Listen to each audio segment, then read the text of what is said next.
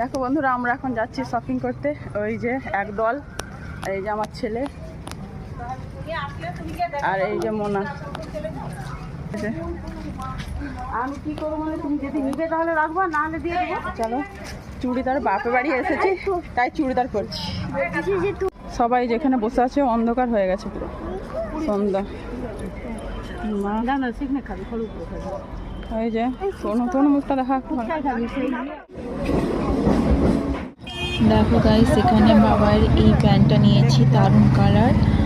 আর হচ্ছে বোনের মেয়ের জন্য এই ড্রেসটা। না ওটা নয়, এই কালারটাই ভালো লাগছে, এটা।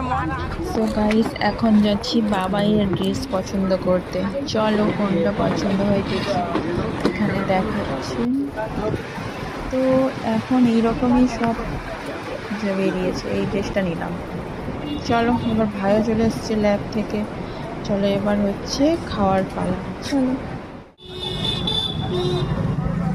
বাবুরে,